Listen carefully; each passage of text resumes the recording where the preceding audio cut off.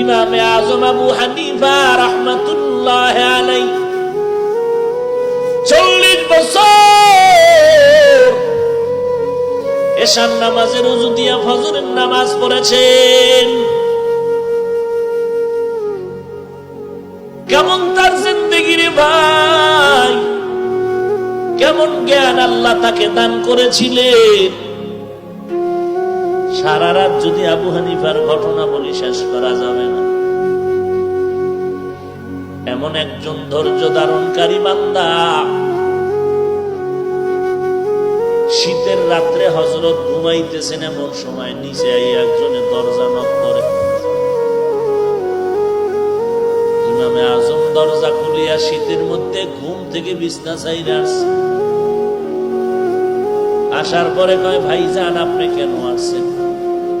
শীতের রাত, গভীর রাত, আরামের ঘুম, বিছানার মধ্যে যদি কেউ ডাক দেয় কেমন লাগে মেজাজ? ওই লোকটা কয়, হুজুর মাফ করবেন, যা একটা প্রশ্ন করতে আসছিলাম। করেন। ভুলে গেছি।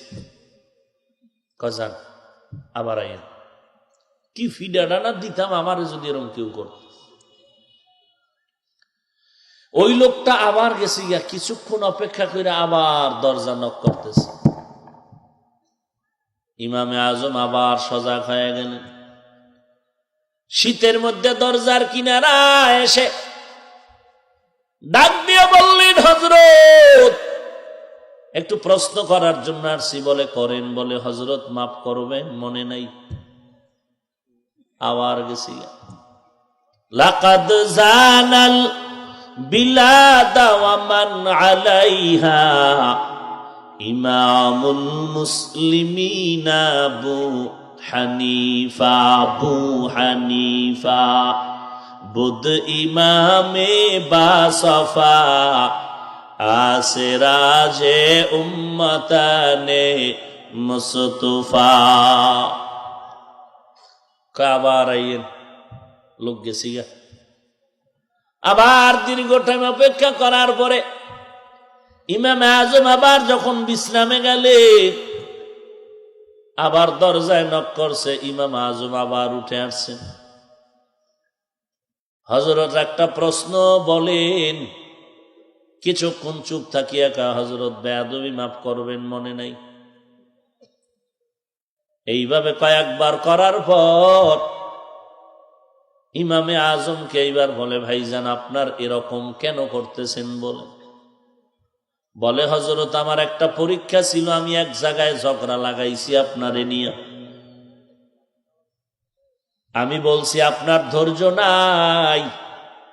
আপনার এক পক্ষের লোক বলছে আপনার মতো ধৈর্য ধারণকারী কেউ নাই। আজকে আমি জায়গায় দেখলাম আপনার মতো ধৈর্য ধারণকারী কেউ নাই। একটা রাগ করলেন না? হ্যাঁ, তো প্রশ্নটা কি? প্রশ্ন নাই, তারপরে একটা করি। মানুষের পায়খানা লবণ না মিষ্টি? এই একটা প্রশ্ন। কিন্তু একটা প্রশ্ন হইল। ভাইরা আমার, দেখেন কি বিচক্ষণ ইমামে আজম আবু হানিফা। কয় মানুষের পায়খানা মিষ্টি? কয় খাইয়া দেখছে নাকি? বুঝলো কেমনে? এক বাছারা তুলা চুরি করছে। তুলা বিচার কাছে ইমাম আবু হানিফার কাছে। আবু হানিফা কার সন্দেহ হয় কারে কারে, এগো ডাকো। সব ডাকছে। ইমামে আজম আইসাই বলে, তুলা চুরি করলি আবার মাথার চুলে লাগায় রাখলি? যে চোর হে চুলের ভিতরে খালি হাতায়। ইমামে আজম ধরায় দিলেন, আর দরকার নাই চোর। এত জ্ঞান আল্লাহ তাকে দান করেছে। ইমামে আজম আবু হানিফার ওস্তাদের নাম ইমাম হাম্মাদ। কত বড় দামি উস্তাদ! রাতের বেলা স্ত্রীর সাথে তর্ক বিতর্ক, হাসির মধ্যে কান্না, কথার কাটাকাটিতে স্ত্রী রাগ করিয়া কয়, কথা আর বলবো না। এমন রাগ করছে, কথা বন্ধ তো বন্ধ, আর কোনো মেশিনে চালু হয় না। ইমাম হাম্মাদ আবু হানিফার ওস্তাদ বিপাকে পড়ে গেলেন। কৌশল কইরে একটা শর্ত জুড়ায় দিয়া কয়, বিবি সুবহ সাদেকের আগে যদি কথা না বলো তো তালাক। ম্যাডাম কয়, হুজুরের বাড়ি আর থাকুম না, প্রয়োজনে সুবহ সাদিকের পর নিজের বাড়ি চলে যাব, তারপরও তালাক হয়ে যাবে, কথা বলা হবে না। বুঝেন নাই কথা? স্বামীও চাকরি করে, স্ত্রীও চাকরি করে, বেতন সব সমান সমান। চাকরি করে ঘরে যায়, দোনোজনে খানা খায়। পাকশাক কইরা খানা খাইতে গিয়া একদিন স্ত্রী রান্না করে আর একদিন স্বামী রান্না করে, সমান সমান অধিকার, বেতন সমান। আল্লাহর বান্দা একদিন স্ত্রীরে কয়, মশারি টানাও। অর্ডার করবা না, তোমারটা তুমি টানাও। এই ঝগড়া লাগছে দুইজনের মধ্যে, তুমি আমাকে অর্ডার করো কেন, আমার বেতন কম নাকি? আমি মহিলা দেখে আমার পাওয়ার কম না, আমার পাওয়ার অনেক বেশি। এবার স্বামী একটা কৌশল করলো যে দোনোজনে চুপ হয়ে যাব, যে আগে একটা কথা কইব সে মশারি টানাইব। দোনোজন চুপ হয়ে গেল। দুইজন আর কামাই দেইখা চোরের হিংসা লাগছে, কোন দিন একটু সুযোগ পাই। আজকে যখন শুনছে দোনোজন কথা বলবে না, এই সুযোগে চুরি করা আজকে সহজ হয়ে যাবে। চোর এইবার দরজা আগে একটু টোকা দিত, আজকে লাথির উপরে লাথি। স্বামীও তাকায় দেখে, কথা কয় না, কইলেই মশারি টানান লাগে। স্ত্রীও তাকায় দেখে, কথা কয় না, কইলেই মশারি টানাইতে। চোরারা এবার ঢুকছে, দোনোজন চুপচাপ তাকায়, শুধু তামাশা চায়। চোরেরা গাট্টি গুট্টি সব বানতে আছে। আলমারি খুলে চাবি ভাঙ্গে। স্বামীও কথা কয় না, মশারি টানাবার ডরে স্ত্রীও কয় না। এক শেষরা চোরা, নাম্বার ছাড়া ডামিস, ঈদের শেষ সময় বাতের বাতিল মাথাত লইছে। মশারি টানায় দুইজনে ঝগড়া করতে গিয়া খাওয়া দাওয়াও হয় না, খাবে, রান্না করতেছে। মশা যেই পাওয়ার মশা, কোন র্যাবের বাড়িতে মশা কি থামানো সম্ভব? সংসদ ভবনে মশা যায় আর অধিবেশন সব কমপ্লিট নজরদারিতে, কোনো পারমিশন নাই, টিকিট নাই। যেই মশার উপর আক্রমণ করবে তারই জায়গা আজাগায় মিস কল। যখন ভাতের পাতিল নিয়ে যায়, আর এক চোরায় তরকারির পাতিলটাও যখন লইছে, কথা কয় না এখনো কেউ, মশারি টানাবার ডরে। স্ত্রী কয়, পুরুষের তো শক্তি আছে, না খায়া থাকতে পারবে, আমি তো না খায়া থাকতে পারুম না। কত আর চুপ থাকা যায়? ডাক দিয়া কয়, রে চোর, সব নেও নেও, ভাত আর তরকারির ইসলাম। স্বামী কয়, মশারি টানো।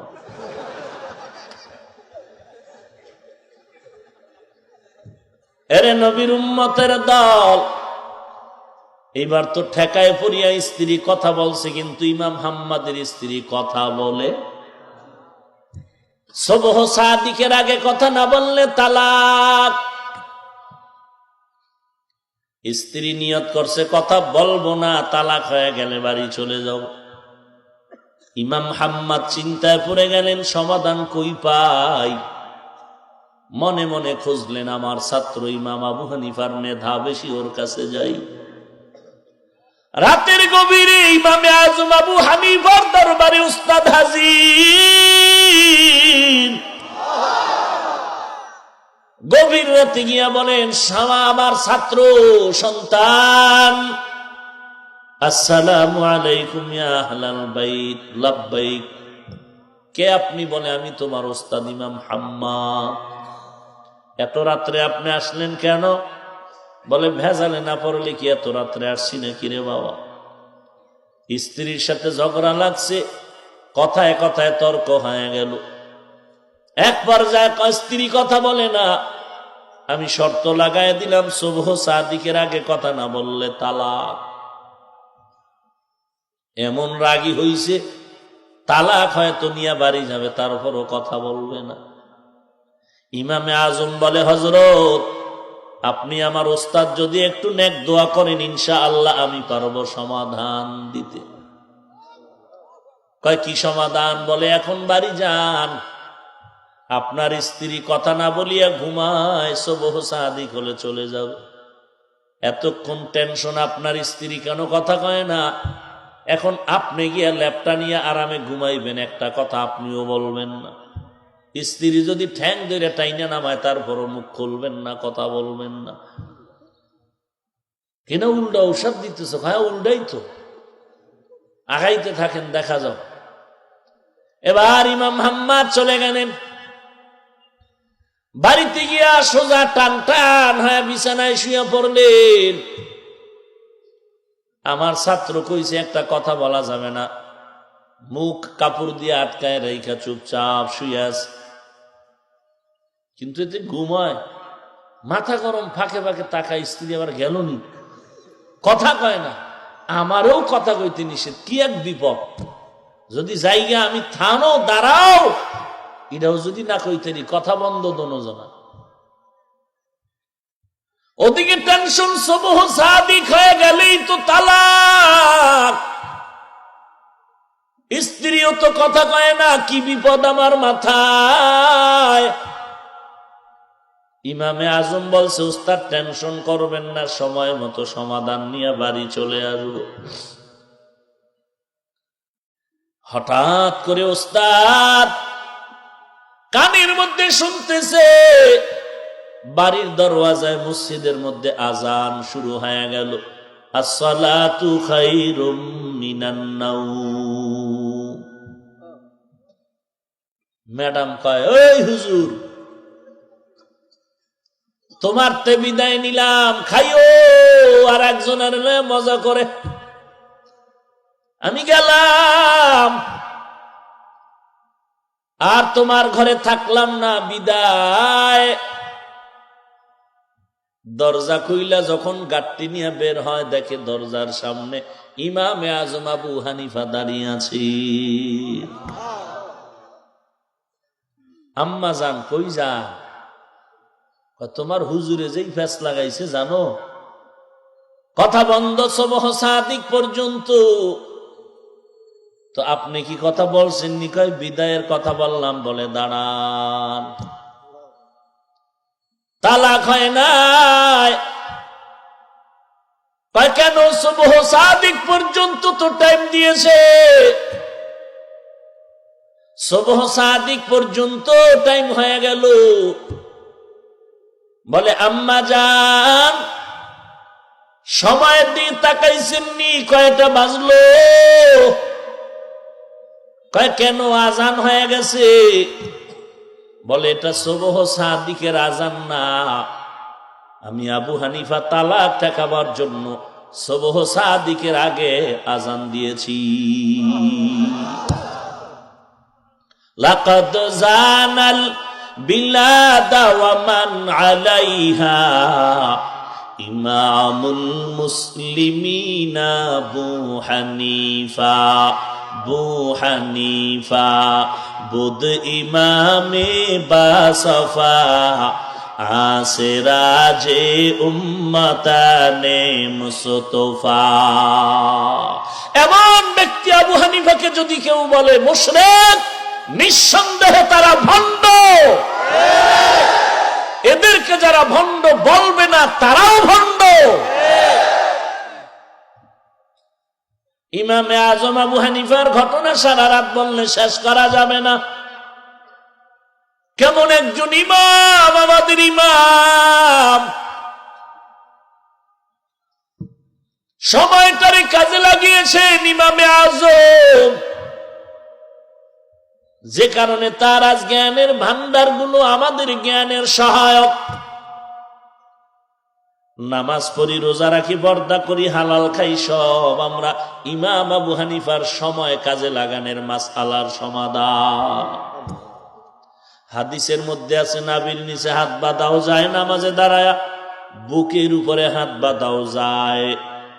ইমামে আবু হানিফা বলে একটা মানলে আর একটা মানা হবে না, তা হবে না। যারা বুকে হাত বাঁধিয়া নামাজ পড়ে তারা হাতের নাভির নিচের হাদিস মানলো না, আবার যারা নাভিতে হাত বাঁধলো এরা বুকেরটা মানলো না।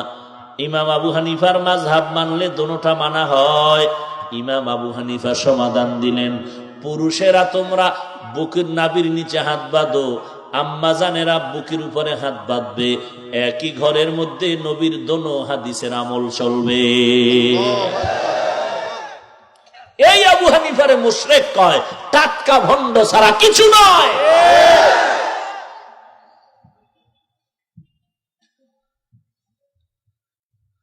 ওয়াল আসর, সময়ের শপথ। আসরের অর্থ সময়। আসরের আর একটা অর্থ আছে, বলবো নাকি? অনেক অর্থ, সময় তো কম, এই জন্য যাচ্ছে। আসরের আর এক অর্থ হলো আসর মানে আসরের নামাজ। তাহলে ওয়াল আসর অর্থ কি হবে? আসরের নামাজের শপথ। শপথ যেই জিনিসের জন্য করেন জিনিসটা বড় দামি। আসরের নামাজের শপথ কেন করেছেন? আসরের নামাজ বড় দামি। হাফিজু আলাস সালাওয়াত ওয়াস সালাতিল উসতা, সব নামাজ হেফাজত করো, বিশেষ করে মধ্যবর্তী নামাজের হেফাজত করো। রাত আর দিনের মাঝখানের নামাজ হলো আসরের নামাজ। দিনের ডিউটি করনেওয়ালা ফেরেশতা তখন বিদায় নেয়, রাতের ডিউটি করনেওয়ালা ফেরেশতারা ডিউটি নতুন করে শুরু করে। এটা কোন থানা? থানার ওসি সাহেব বদলি হয়, নতুন একজন ওসি আসে। নতুন ওসি জয়েন করে, পুরান ওসিরে বলে ভাইজান এলাকার হালাত আমারে জানায় যান। এলাকার ওসি সাহেব বলে ডায়েরির মধ্যে লেখা আছে 10 জন দামি দামি মানুষ আছে, যোগাযোগ রাখবেন, কন্টিনিউ হাদিয়া পাবেন ভালো ভালো। আর নিরপেক্ষতার জন্য যদি কিছু জানতে চান, নরসিংদী কেন্দ্রীয় মসজিদের খতিব সাহেব থেকে জেনে নেবেন, লোকটা বড় নিরেট ভালো মানুষ। আগের ওসি যাদের ভালো লাগলো, পরের ওসি আইসাও তাদের ভালো বলে এনসার দিল। আসরের নামাজ এমন দামি সময়, এই সময়ের নামাজটা সবাই ঠিক মতো পড়তে বড় ঝামেলা হয়ে যায়। না দোকানওয়ালা পড়তে পারে, না আমি পড়তে পারি, আকপিস হয়ে যায় সময়ের। এই সময় একদল ফেরেশতা বিদায় নেয়, আর একদল শুরু করে। ডিউটি শুরু করে নেওয়ালারা কয় তোমরা যাও, একটু ভালো পরিচয় দাও, মানুষের কি হালাত, সারাদিনে কি দেখলা।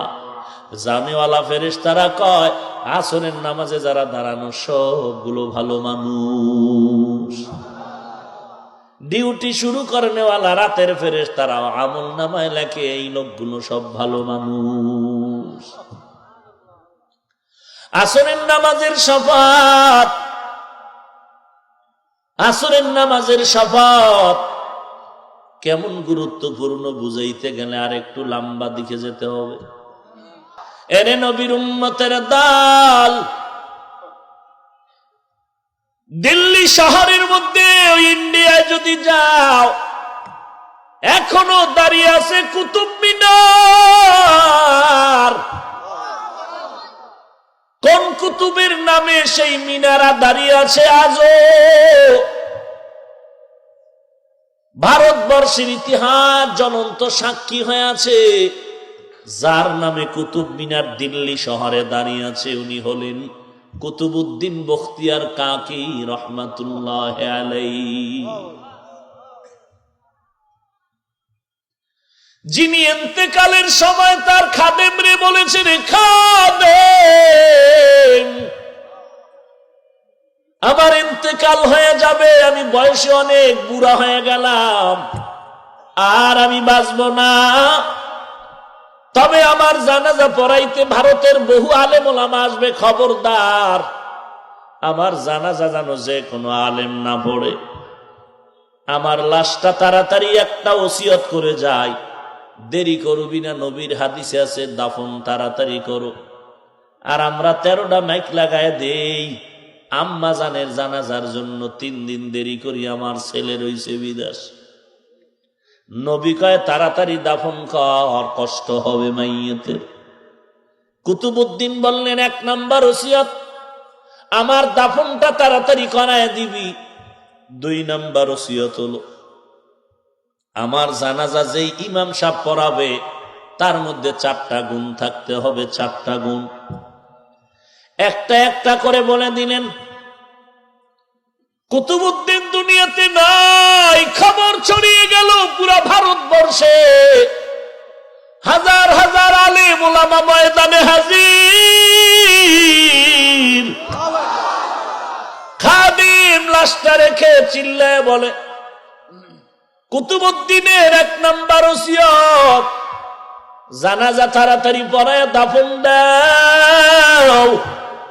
2 নাম্বার ওসিয়ত, জানাজা এমন একজন আলেম আসিয়া পড়াইবেন কারো নাম কয় নাই, কিন্তু নিয়ম করেছেন 4টা গুণ যার মধ্যে থাকবে তিনি জানাজা পড়ায় দিবেন। এর মধ্যে একটা গুণ, যেই বান্দা জীবনে আসরের নামাজের 4 রাকাত ফরজের আগে আরো 4 রাকাত সুন্নত আছে, খেয়াল করেননি? আসরের ফরজ কত? আর এর আগে আছে আরো 4 রাকাত, পড়লে সওয়াব, না পড়লে গুনাহ নাই। কুতুবউদ্দিন বলে গেছেন তার জানাজার ইমামতি যিনি করবেন তার মধ্যে 4টা গুণ থাকা লাগবে। এর মধ্যে একটা গুণ হলো আসরের নামাজের ফরজ 4 রাকাতের আগে আরো 4 রাকাত সুন্নত। জীবনে যার ছুটে নাই এমন ব্যক্তি হবে কুতুবউদ্দিনের ইমাম। এবার বুঝেন, আসরের 4 রাকাত ফরজ না, এর আগে আরো 4 রাকাত সুন্নত, জীবনে ছুটে নাই। এ পিসাবরে পাওয়া যাইব? আদ্রসি গেলে ভাইবেন, মাইজবান্দারে ভাইবেন। হায় হায় হায়, পিরানে পীর দস্তগীর কুতুবে সোবানি, মাহবুবে রব্বানি সারা শরীর মোবারকে চুলকানি। হায় হায় হায়। খাদেম 4টা গুণের কথা বলে বলে দেরি না করে তাড়াতাড়ি আসেন, জানাজা পড়ায় দেন, দেরি করা যাবে না। ময়দানটা কেমন যেন থমকে দাঁড়িয়ে গেল। বড় বড় ভারতবর্ষের আলেমেরাও চিন্তায় পড়ে গেছে। আরে 4 গুণের গোষ্ঠী কিলাই, আসরের এই সুন্নতি তো আমার পড়া হয় নাই জীবনভর, মাঝে মাঝে পড়ছে, ডেইলি জীবনেও। খাদেম আবার চিল্লায় আসেন। এইভাবে কয়েকবার চিৎকার দেওয়ার পরে হঠাৎ করে দেখে ময়দানের পিছন থেকে একজনের চিল্লাইয়া কয়, রে ভাই কি সর্বনাশ করলি রে কুতুবউদ্দিন, জায়গা করে দে, কুতুবউদ্দিনের কাছে যাওয়ার জায়গা করে দাও। ময়দানের সকলের চোখ ওদিকে চলে গেল। এক বান্দা দৌড়াচ্ছে দৌড়াচ্ছে আর চিল্লাচ্ছে, চিল্লায় চিল্লায় কুতুবউদ্দিনের সামনে আসিয়া কয়, কুতুবউদ্দিন বিদায় হইয়া গেলি, আমারে সর্বনাশ কইরা গেলি রে কুতুবউদ্দিন। আমার এই 4টা গুণ আছিল আমার মাওলা ছাড়া কেউ জানে না রে কুতুবউদ্দিন। আমার মাও জানে না, আমার স্ত্রীও জানে না, আমার কোন সন্তানেরাও জানে না। আমার এই 4টা গুণের সম্পর্ক আমার মাওলা পাকের সাথে গভীর। ওরে কুতুবউদ্দিন, এই গোপন খবর তুই কেন আমার ফাঁস কইরা গেলি রে? এখন কেউ প্রশ্ন করবা কুতুবউদ্দিন কেমনে জানলো? ও আল্লাহর বান্দা, এটা বুঝানোর কোনো ক্ষমতা নাই। আল্লাহ যদি কবুল করে ঘুমের ঘরে আল্লাহ জানায় দেয়। জানাজা পড়ায় দিলেন, কমপ্লিট হয়ে গেল। কোন সেই ব্যক্তি? মহাধন্য ব্যক্তি ভারতের। ও ক্ষমতাওয়ালারা, ইতিহাস পড়ো। ইতিহাস পড়লে দেখবা ওই বান্দা কোনো খানকার পীর না, ওই বান্দা কোনো দরবারের কুতুবে আলম না, ওই বান্দা ভারতবর্ষের মুসলিম শাসকদের মধ্যে একজন শাসক, শামসুদ্দিন আলতামাস রহমাতুল্লাহ আলাইহি। ইংরেজি ইতিহাসে লেখা আছে শামসুদ্দিন ইলতুতমিশ। তিনি একজন ভারতের রাষ্ট্রনায়ক, রাষ্ট্র পরিচালনা করেছেন। আসরে সুন্নাত ছুটে নাই জীবনে। রাষ্ট্র পরিচালনা করেছেন, কোনদিন বেগানার দিকে নজর দেয় নাই। আজকে গুরু ঠাকুরের ফতুয়ায় চলো, আর মদিনার ফতুয়া মজা লাগে না। অন্ধ সাহাবী ঘরে আসতেছে, নবীর বিবিরা তাকায় দেখতেছে, নবী বলে তাকাইও না। বিবিরা বলতেছে সে তো অন্ধ। নবী বলেন তোমরা কি অন্ধ? বলে না না। বলে তাকাইও না, গুনাহ। আর তুমি আজকে গুরুর কথায় চলো, কারো ফতুয়া কানে দাও না। আবু বকর আম্মা জান আয়েশার পার্শ্বে বসে কথা বলতেছেন। নবী আসিয়া দেখিয়া বলে খবরদার। কয় আমার আব্বা জান। বলে তারপরও তৃতীয় ধোঁকাবাজ আছে কে? শয়তান। কেমনে বাঙালিরে বুঝাইতাম গজবের ফেসবুক থেকে এই আঙ্গুল কাটা যাবে জাহান্নামের কেচির মাধ্যমে। যার তার ব্যাপারে কলম ধরো, আলেম ওলামাদের বিরুদ্ধে কলম চালাও ফেসবুকে। আল্লাহর গজবকে ভয় করো, না হয় অভিশাপে পড়তেই হবে। আল্লাহর কোরআন এবং রসুলের হাদিস মিথ্যা হতে পারে না। আর এমন জায়েজের মাসআলাও বলা যাবে না যেই জায়েজের মাসআলা বলিয়া পালন করতে গেলে গুনাহের মধ্যে ঢুকে যাওয়ার সম্ভাবনা থাকে।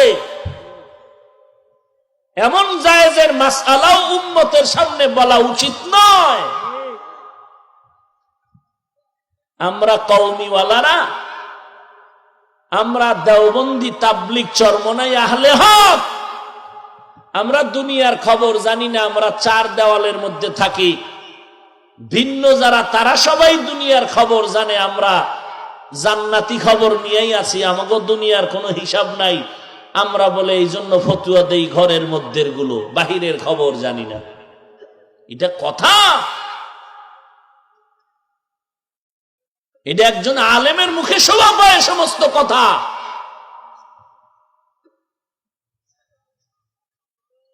কিভাবে হিংস্র আক্রমণের আওয়াজ! আল্লাহ সব ভাইকে হেদায়েত দান করুন।